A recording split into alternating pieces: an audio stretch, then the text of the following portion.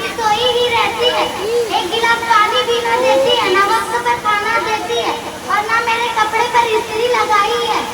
और मेरे ससुराल के लोग आने वाले हैं, मैं क्या पहनूंगी? घर का सारा काम बिखरा पड़ा है, देखेंगे तो क्या बोलेंगे और क्या सोचेंगे? आखिर किस बात का गुरूर है? अब घर में बहू लाए हैं या मालकिन बोलती है अपना कपड़ा और अपनी अम्मी का कपड़ा खुद धो लिया करो। अभी मैं उस सुहेल की खबर लेती हूँ, वो क्या समझ रखी है जो मेरी बेटी को सकती है। अरे तेरी घर आओ। क्या बात है अम्मी? चल बड़ी आई अम्मी की बच्ची, हमने तुमको बहू बना कर लाई हूँ या मालकिन, तुम सब पर हुकुम करने के लिए आई हो। अभी तक साइमा का कपड़ा तैयार क्यों नहीं की और आज तुम्हें मकसद नहीं है? कितना के लोग आने वाले हैं। अम्मी दिन भर मेकअप में लगी रहेगी तो खाना कैसे बनाएगी, बर्तन कैसे धुलेगी, हाथ किस जाएगा? एक हफ्ते पहले मैं 1 दर्जन साबुन लाई थी, अभी 1 हफ्ते भी नहीं हुए 1 दर्जन साबुन खत्म। ना मैं तो साबुन क्रीम ला कर थक रही हूँ, कभी ये खत्म तो कभी वो खत्म, कभी आपसे देखा हो तब ना। ये मनहूस जब से मेरी घर में आई है घर की सारी बरकतें चली गई। मैं तो वक्त पर खाना भी देती हूँ और बराबर कपड़े भी धुलती हूँ, रात को देर तक काम की, साइमा से गुस्सा सबसे हो गया कि साइमा शिकायत कर रही है। अभी मेहमान आने को काफी वक्त है, मेहमान आने से पहले मेरा सारा काम हो जाएगा। ज्यादा काम रहा तो आप लोगों को भी हाथ बटा देनी चाहिए, मैं अकेले कितना काम करूँगी। और बात रह गई अब साबुन और क्रीम की, आपका ही बेटा खुद कहता है कि बात काम करता हो, हम थोड़ी ना अकेले इस्तेमाल करती हैं, आप और आपकी बेटी भी तो इस्तेमाल करती है। अरे मनहूस तुम कौन होती हो मेरी बेटी के बारे में कहने वाले? क्या तेरा बाप ना कर देता है? एक थोड़ी की सामान तू लाई नहीं, हमने समझा आएगी खाएगी करेगी और खिलाएगी, लेकिन तू सारा घर पर कब्जा करने के लिए आई हो। लेकिन अब तेरा यहाँ कुछ नहीं चल चलेगा।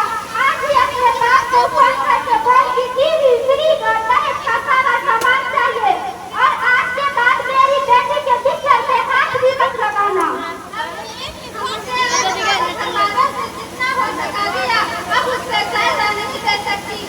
तू क्या लाई है भिखारी और क्या लाएगी? अगर 1 महीने के अंदर में सारा सामान ना लाई तो देखना मैं तेरा क्या हाल करूंगी। आने दो मेरे बेटे को, आज ही तुम्हें घर से निकाल दूंगी।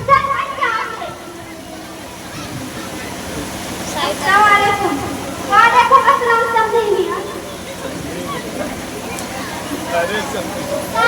तुम्हारे ससुराल के लोग आए हैं, चाय नाश्ता लाओ। चाय नाश्ता छोड़ दीजिए, पहले बताइए कि आप अपनी बेटी को दहेज में क्या दिया? सिर्फ मैट्रेस, टीवी, फ्रिज, ऐसी वॉशिंग मशीन। आपने जो वादा किया था, आपको मैं भीख मांगने वाली नजर आ रही हूँ। अपनी बेटी अपनी जायदाद अपने पास रखे, अब मैं चलती हूँ।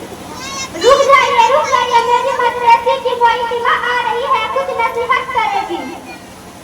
अस्सलाम वालेकुम हाजा जी। वालेकुम अस्सलाम मस्तानी जी, हम आइए। अरे आप लोग ये क्या कर रहे हैं?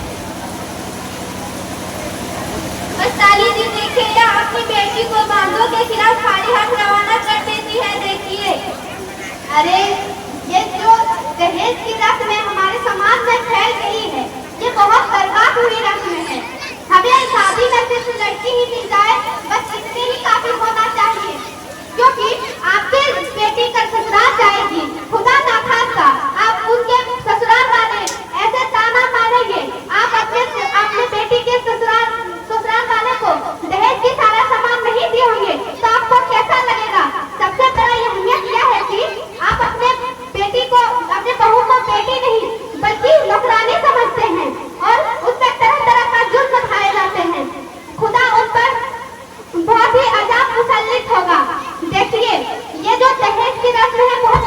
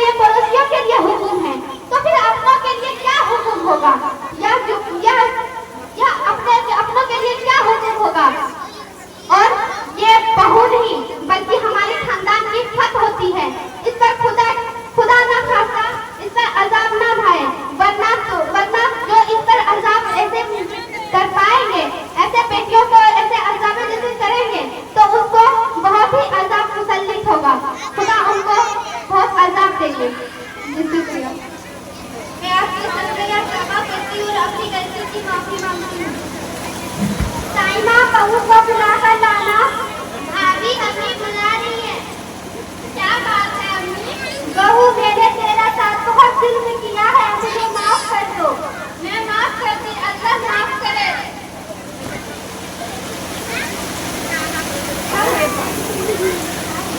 हम सभी लोग आप